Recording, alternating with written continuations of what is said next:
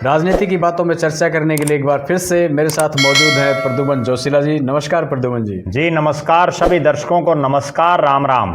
और दर्शकों का एक बार शुक्रिया फिर से हम कर देते हैं, क्योंकि बड़े मन से हमारे वीडियोज आप देखते हैं, कमेंट्स आप करते हैं अच्छे अच्छे, बड़ा अच्छा लगता है, क्योंकि आप भी हमारे एक परिवार का हिस्सा है और आपसे ही हम वीडियोस बना पा रहे हैं। आपका सपोर्ट हमें ऐसे ही मिलता रहे। आप वीडियोस को शेयर जरूर करें, चैनल को सब्सक्राइब करें।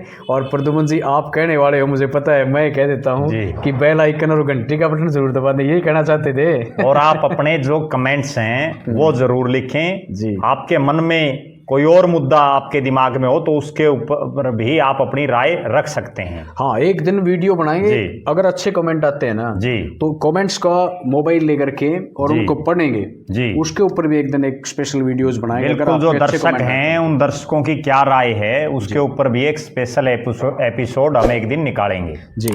तो अब चर्चा कर लें जी। आज का चर्चा का विषय ये रहेगा, हालांकि चुनाव है महाराष्ट्र के अंदर जी, विधानसभा के जी, और चुनाव होने हैं महाराष्ट्र में 20 नवंबर को जी। मैं महाराष्ट्र की बात आज इसलिए हरियाणा से जोड़ रहा हूं क्योंकि हरियाणा में तो विधानसभा के चुनाव संपन्न हो गए, भाजपा की सरकार बन गई और कांग्रेस विपक्ष में फिलहाल है जी। लेकिन मैं इसलिए महाराष्ट्र के चुनाव को जोड़ रहा हूं कि जो खास बात आज हमें पता लगी है वो ये है कि जो महाराष्ट्र में विधानसभा चुनाव के लिए कांग्रेस हाईकमान की तरफ से जी, जो स्टार प्रचारकों की जो लिस्ट घोषित करी गई है ना जी, उसमें से हरियाणा में एक आदमी का नाम आया है सबसे आगे जी, रणदीप सुरजेवाला का जी। इसका मतलब ये है कि लोग ये सोचेंगे, क्योंकि देखो अभी तक बहुत लंबा फैला नहीं है ये विषय जी, तो इसका मतलब ये हुआ कि भूपेंद्र सिंह हुड्डा, दीपेंद्र सिंह हुड्डा, जो कि हरियाणा के अंदर स्टार प्रचारक खुद ही थे जी, तो महाराष्ट्र के अंदर रणदीप सिंह सुरजेवाला का नाम आया है जी। इस पे आप क्या कहना चाहेंगे? बड़ी गजब की बात है। देखो, पहली बात तो ये है कि हरियाणा और महाराष्ट्र में एक ही साथ चुनाव होने की संभावना थी जी, लेकिन निर्वाचन आयोग ने हरियाणा में पहले चुनाव करा दिया जम्मू कश्मीर के साथ हाँ। और महाराष्ट्र में अब 20 नवंबर को होगा जी। वरना तो दोनों चुनाव पिछली बार भी एक साथ हुए थे और इस बार भी ये संभावना थी कि दोनों इकट्ठे होंगे। कांग्रेस की तरफ से अभी जो 40 नेताओं के स्टार प्रचारकों की एक लिस्ट जारी की गई है जी, और हर पार्टी चुनाव में जो उसके स्टार कैंपेनर होते हैं, जो बड़े बड़े जलसे, रैलियां, रोड शो करते हैं, उनकी एक सूची निर्वाचन आयोग को देता है। बिल्कुल। और कांग्रेस पार्टी ने 40 जो उसके नेता हैं, जो महाराष्ट्र के जितने प्रत्याशी और नांदेड़ जो लोकसभा का उपचुनाव होना है वहां प्रचार और प्रसार करेंगे पार्टी के प्रत्याशियों के लिए, उनकी जो लिस्ट की देख रहे हैं हम, तो उस लिस्ट में किसका नाम है उससे बड़ा जो अचंबा है वो ये है कि हरियाणा प्रदेश के जो 2 बड़े कांग्रेस के नेता हैं, जिनमें एक पूर्व मुख्यमंत्री और 2 बार के लगातार मुख्यमंत्री जो अभी तक विपक्ष के नेता भी रहे और कांग्रेस के सबसे सीनियर नेताओं में जिनकी गिनती है, चौधरी भूपेंद्र सिंह हुड्डा का उसमें नाम नहीं है।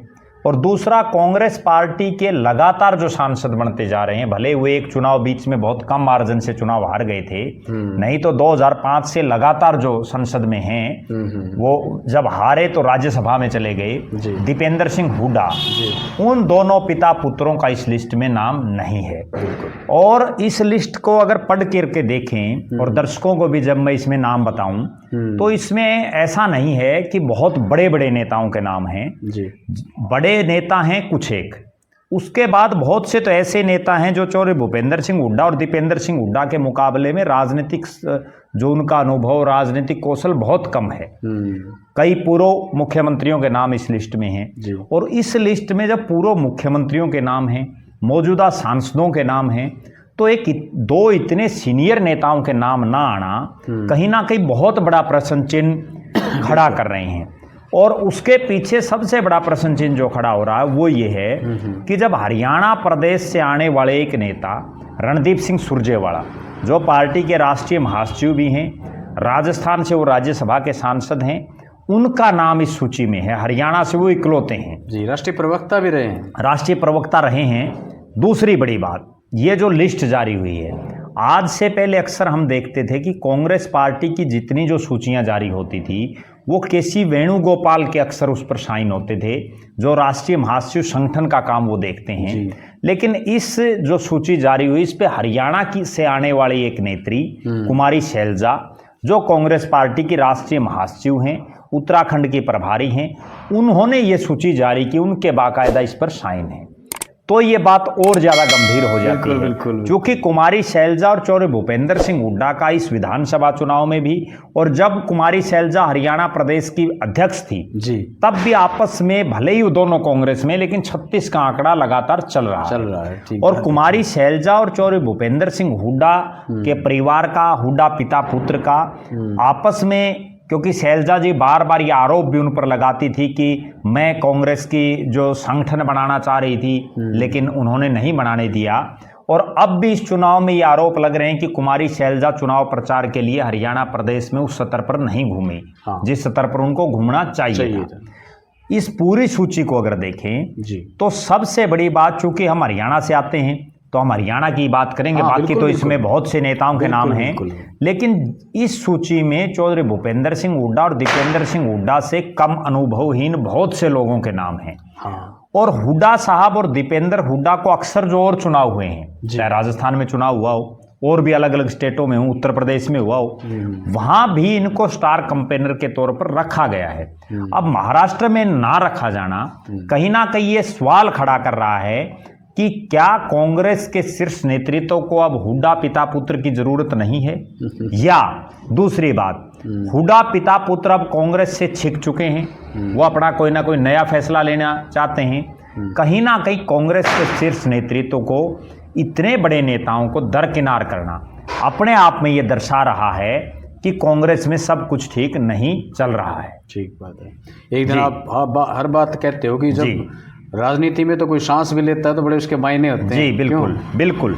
अच्छा, तो आपने ये जो सिग्नेचर वाली जो बात कही है जी, इसमें एक दो मुख्य जो नेता हैं उनके नाम पढ़ के सुनाओ ना फिर। देखो, जो जिन नेताओं का नाम है उनमें मल्लिकार्जुन खड़गे, श्रीमती सोनिया गांधी, राहुल गांधी, प्रियंका गांधी वाड्रा, केसी वेणुगोपाल, रमेश चैनथेला, अशोक गहलोत, ये भी पूर्व मुख्यमंत्री हैं, मुकुल वासनिक, अविनाश पांडे, सिद्धारमैया, भूपेश बघेल, ये पूर्व मुख्यमंत्री हैं, रेवंता रेड्डी, चरणजीत सिंह चन्नी, ये भी पंजाब के पूर्व मुख्यमंत्री, और ये तो पूरी तरह से फेलियर मुख्यमंत्री रहे।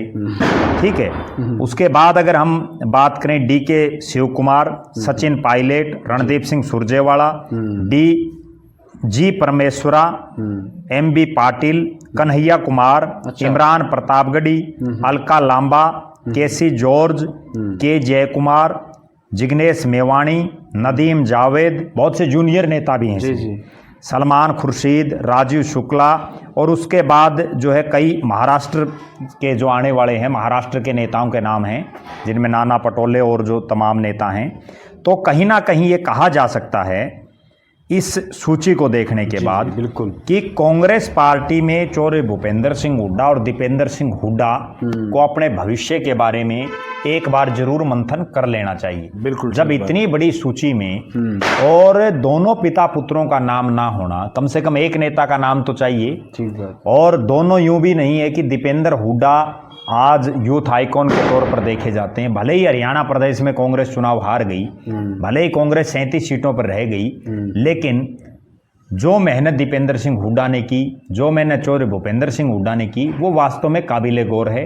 और उन्होंने, दीपेंद्र हुड्डा ने दिन रात मेहनत की, लेकिन कांग्रेस के शीर्ष नेतृत्व को भी उनकी मेहनत को देखते हुए उनको कोई ना कोई बड़ी जिम्मेदारी देनी चाहिए। और एक और बड़ी गजब बात मैं बताऊं, ये तो केवल इस महाराष्ट्र की सूची की बात है जी।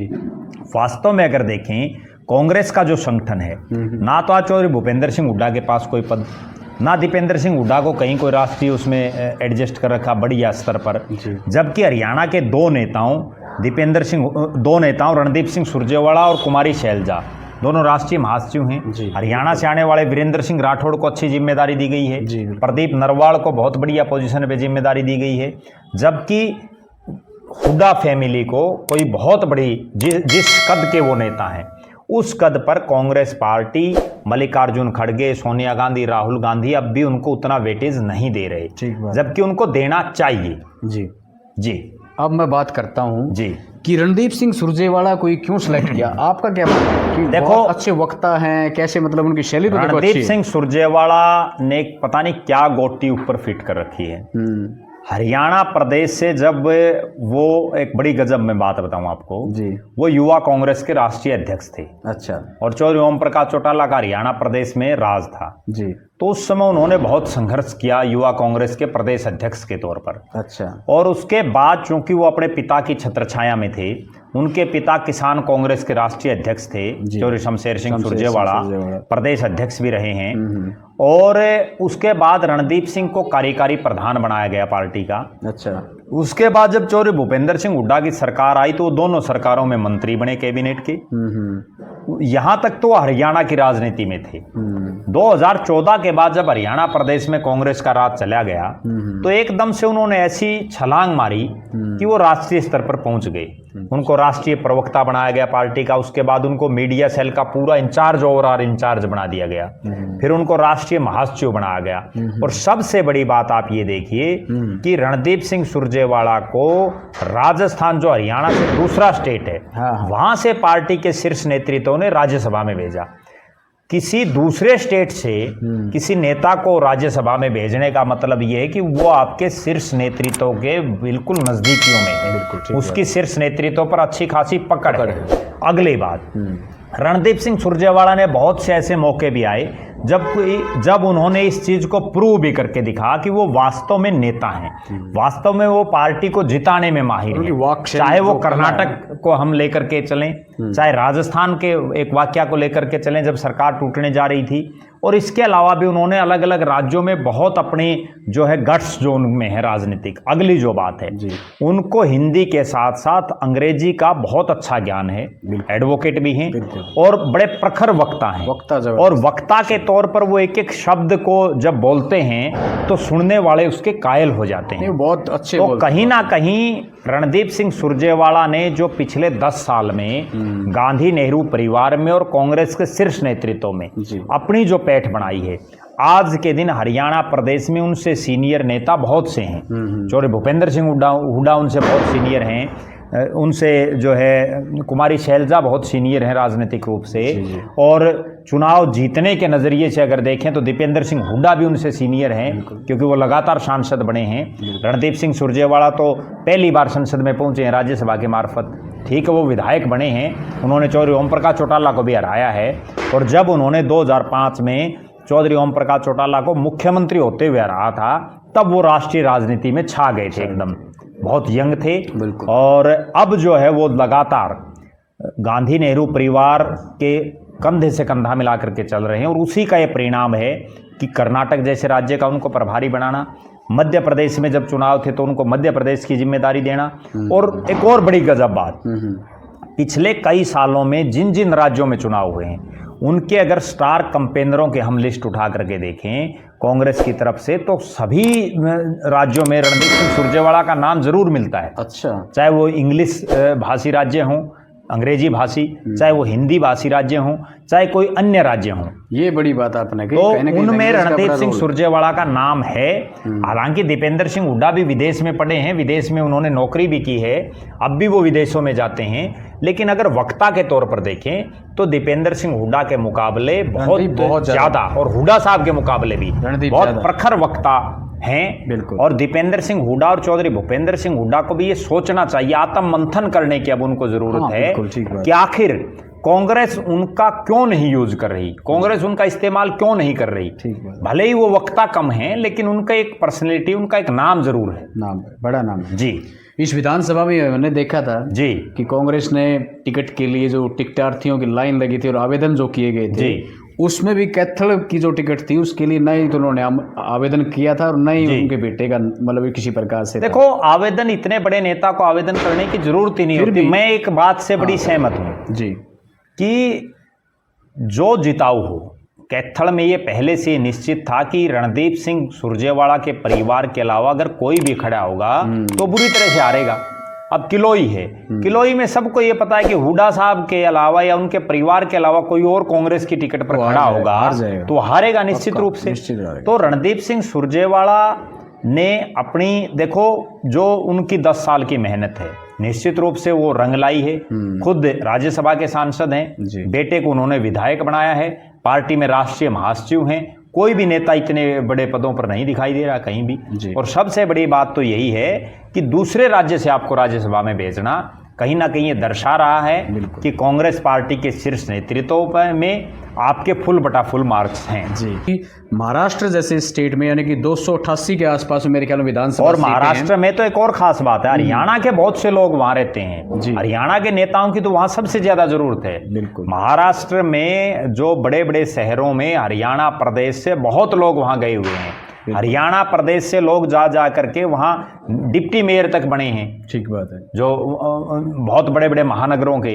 तो कहीं ना कहीं वहां तो हुड्डा साहब की और दीपेंद्र हुड्डा की बड़ी भारी जरूरत थी। बिल्कुल। लेकिन आखिर क्यों दरकिनार कर रही है कांग्रेस पार्टी, इस बात का तो जवाब जो है मल्लिकार्जुन खड़गे और कांग्रेस का शीर्ष नेतृत्व ही दे सकता है। हाँ, सही बात है, बिल्कुल जी। तो ये एक चर्चा का विषय था कि रणदीप सिंह सुरजेवाला को हरियाणा की तरफ से यानी हरियाणा स्टेट से महाराष्ट्र के कैंपेनर के तौर पे उनको भेजा जाना कहीं ना कहीं एक सवाल तो खड़े करता ही है। जी, क्यों प्रद्युमन जी? जी, निश्चित रूप से देखो भाई, अकेले रणदीप सिंह सुरजेवाला गए हैं। निश्चित रूप से उन्होंने ये दर्शा दिया है कि भले ही वो हरियाणा प्रदेश में मुख्यमंत्री की रेस में लोगों को नहीं दिखाई दे रहे, लेकिन केंद्र में जो कांग्रेस का नेतृत्व वहां उनकी सबसे गहरी पैठ है। ठीक बात है। और इस जो ये लिस्ट है, इस पर एक सवाल सिर्फ इसलिए और ज्यादा गंभीर उठ जाता है कि इस पर सिग्नेचर कुमारी शैलजा जी के हैं। हाँ, अगर ये लिस्ट केसी वेणुगोपाल के साइनों से आती तो कहीं ना कहीं कोई हम ये मान लेते